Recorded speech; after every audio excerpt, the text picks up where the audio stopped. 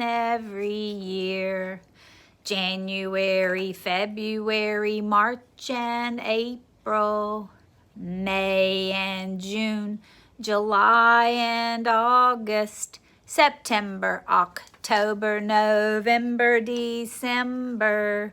These are the months of the year. Who knows the name of this month? Everyone. May. Thank you. Yesterday was Monday. Sunday, Monday, Tuesday, Wednesday, Thursday, Friday, Saturday, and start a new week with Sunday all over. Who knows the name of today? It comes after Monday, Tuesday. Thank you.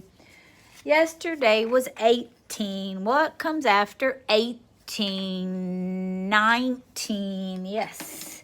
Who knows the season of this year? Spring. Who knows the number of this year? Everyone. 2020. Thank you very much. Count the day. Put it away. There's only 3 left. 3 more days of school. Oh my goodness. Wow. This month of May is going by so fast. May, Tuesday the 19th. And it's spring. Whoopsie daisy, 2020. Like I say, I wish I had my friends here to do this job for me. Because your job is usually to hang those up for me, but I've been having to do it lately since there's nobody in the classroom but me. I'm all alone. I will be glad when we get to come back and be in this room. Some of you will be gone to 1st grade next year, but some of you will be coming back, and I'm so glad. I'm looking forward to that day. We have to go through the summer vacation first, though. So today, I would like to read to you about a book about owls.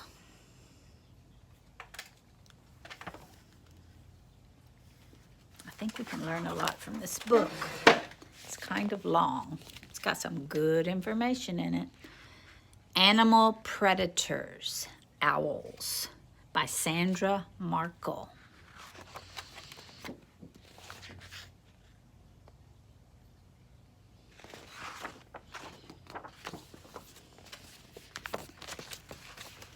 The animal world is full of predators. Predators are the hunters who find, catch, and eat other animals, their prey, in order to survive. Every environment has its chain of hunters. The smaller, slower, less able predators become prey for the bigger, faster, more cunning hunters. And everywhere there are just a few kinds of predators at the top of the food chain. In nearly every habitat, this group of predators includes one or more kinds of owls, like this screech owl. So this screech owl is one of the animals that is high in the group of predators.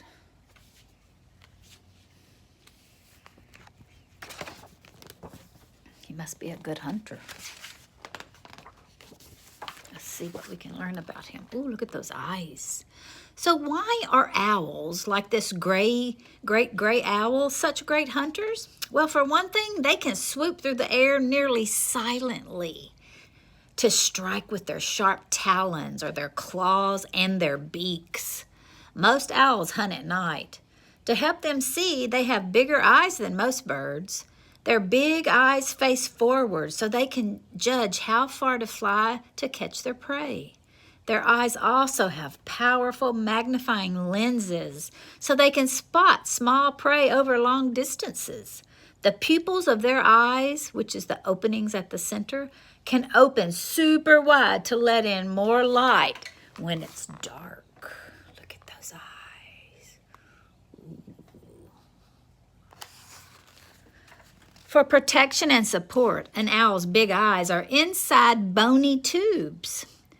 But these tubes limit how much its eyes can move. To look left, right, up, or down, owls like this northern saw-whet must turn their whole heads. All owls' necks have lots of bones, nearly twice as many as a human's neck. These bones let the owl turn its head far enough to look almost straight behind itself. Can you look all the way straight behind yourself just by sitting still? Oh, I can't. I can only kind of go to the side. I can't see right straight behind me like an owl can. An owl's disc-shaped face, like this barn owl's face, works like a satellite dish to collect sound waves. Under the feathers are huge ear openings. One is usually larger and lower on the owl's head than the other. This difference in size and position helps the owl quickly figure out where sounds are coming from. The female's great gray's feathers blend perfectly with this tree bark.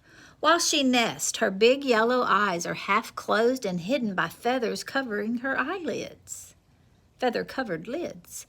But then she hears a gopher's rustling noise. Her eyes snap wide open and she studies the shadowy ground. Can you even hardly see her? See how she's camouflaged into the tree? She's just the same color as the tree. She's good at hiding. The instant a pocket gopher runs into the open, this great gray owl launches into flight. The great gray is among the world's biggest owls. The female's body is about 30 inches tall, and her wings stretch nearly 5 feet from tip to tip. You should get a measuring tape and see how wide the owl can stretch out its wings. 5 feet from tip to tip. This is the great gray owl. Her big size makes her a powerful predator. She's able to kill bigger prey, such as rabbits and squirrels, that smaller owls couldn't even catch. But her big size also means it takes more energy to fly. So the great gray prefers to hunt by perching and waiting. When prey comes within her range, she drops off the branch, spreads her wings, and slow her plunge, and swoops down to the ground and catches it.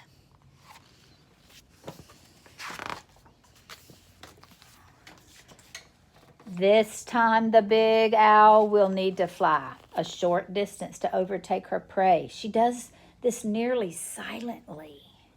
The front edges of most bird wings are solid like stiff fingers pressed together.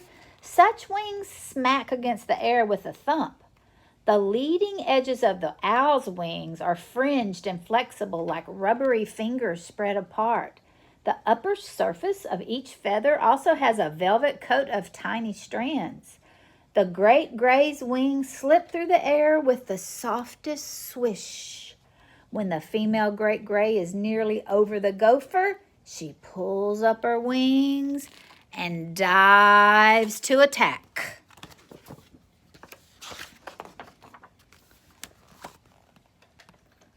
The owl's fourth toe is turned backward to work like a thumb. She grabs the pocket gopher with one foot. Next, the great gray uses another weapon, her sharp beak. A bristly feather mustache around her beak lets her feel when she's close enough to bite her prey. Then she quickly kills it.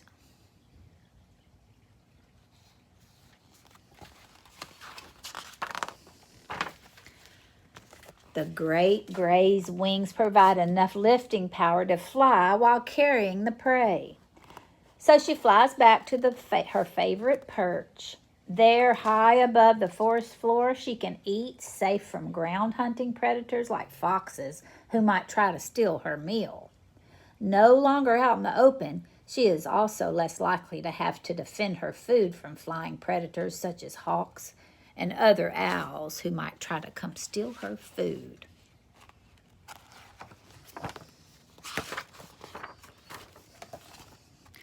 Like this pygmy owl, all owls have wide mouths.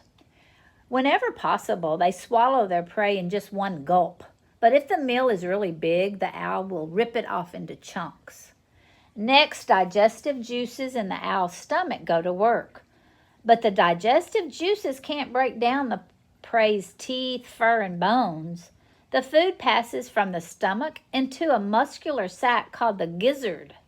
There's the broken down food is turned into a soft mass and passes on into the intestine to finish being digested.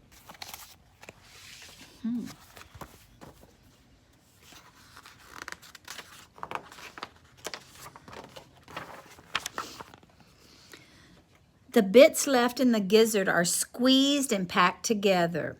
Then the owl throws up a soft pellet of these wastes. When an owl perches in the same spot day after day, the leafy forest floor becomes littered with these pellets. See, that's what she threw up, all the stuff that her body did not need, the fur and the bones of the animals that she ate.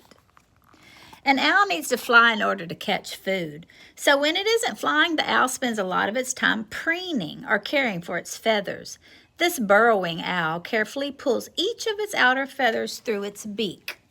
It's called pruning.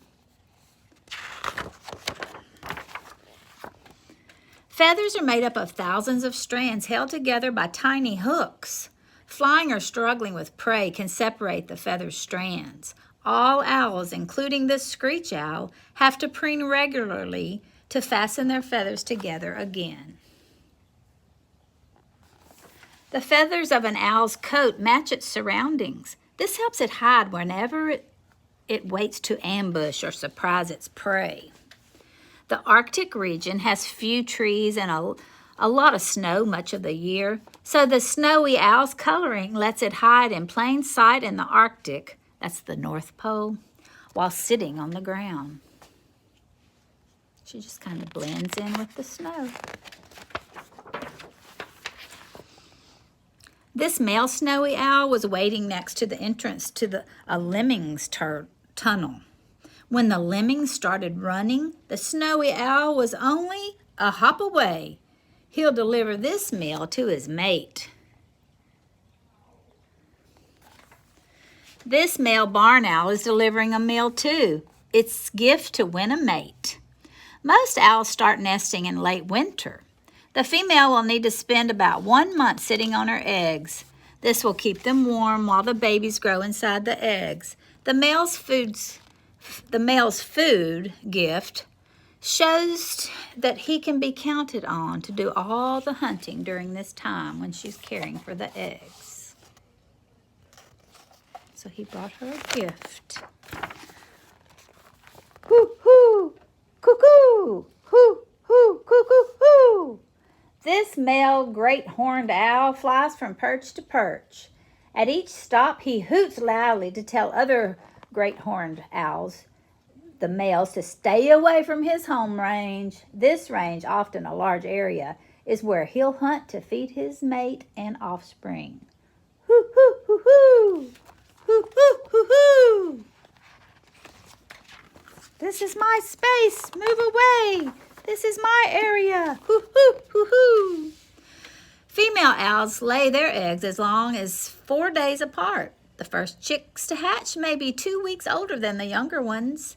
At first, the chicks' eyes are closed and their feathers are thin. This mother great gray owl keeps the chicks close to her warm body. When it rains, she holds her wings open and over them like a feather-covered umbrella. Good, Mommy. When the hawk circles overhead looking for a meal, the mother great gray owl fluffs up her feathers so she looks bigger. When the hawk swoops closer, the mother owl hisses and clicks her beak noisily. This threat works and the hawk flies away. While the mother owl stays close with her young family, the father owl keeps on hunting.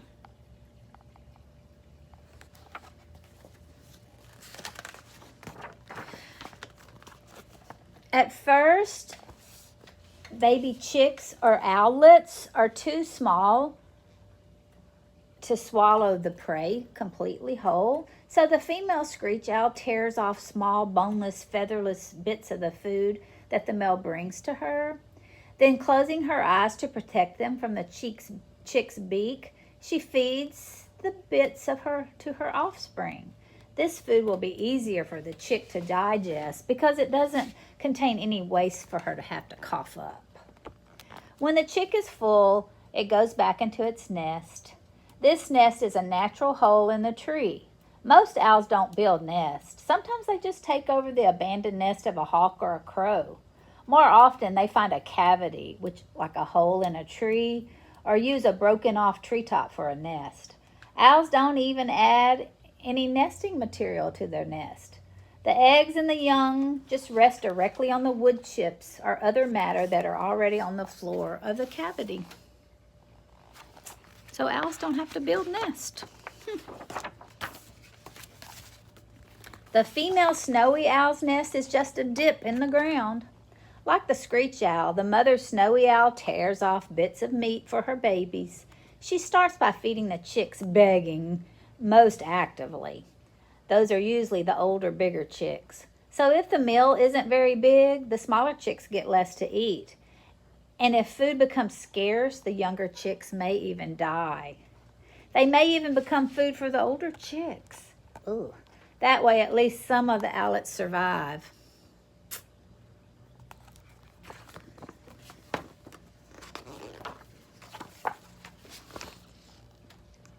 The tawny owl is delivering a rabbit to her chicks. Male owls spend a lot of time and energy hunting to provide food for their growing owlets.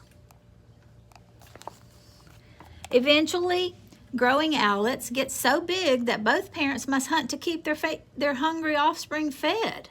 Left on their own, these young screech owls huddle together to keep warm and safe. Side by side, the three little owlets look much bigger and are less likely to be attacked by any hungry hawks or other owls flying overhead. But they're still babies waiting to be fed.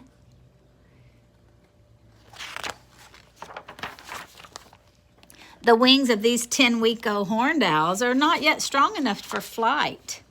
But that doesn't stop the owlets from exploring by walking along the branches. When one owlet starts to fall, he grabs on with his toes. Then he uses his beak to pull himself up on the branch again. So cute. This young screech owl is strong and practiced enough to fly. But its hunting skills are weak. With practice, the youngster quickly learns to catch easy prey like a hornworm. You can come catch all the hornworms around my tomato plants that you'd like. I find those big old things on my tomato plants sometimes, and those hornworms will eat a whole tomato plant in a day if you don't get them off of there. So owls, if I have any around my house, y'all can come eat any hornworms that you can find. When this young female saw-whet owl first noticed, it tried to catch a mouse, but the mouse escaped. Hunger forced the young female to keep practicing. Like all owls, the young sea-whet was naturally equipped to be a good hunter. His coloring let her blend in to hide in the treetops while she watched for prey. So finally she grabbed the mouse and was successful, and the young owl becomes part of a new generation of hunters on the wing. They don't give up. They keep trying and trying. Oh, that's the end. Okay, guys. Thank you so much. The next group time, we're going to talk about animals and birds that live in Antarctica. Wonder what those might be. Think about it. We'll talk about it tomorrow. Bye-bye.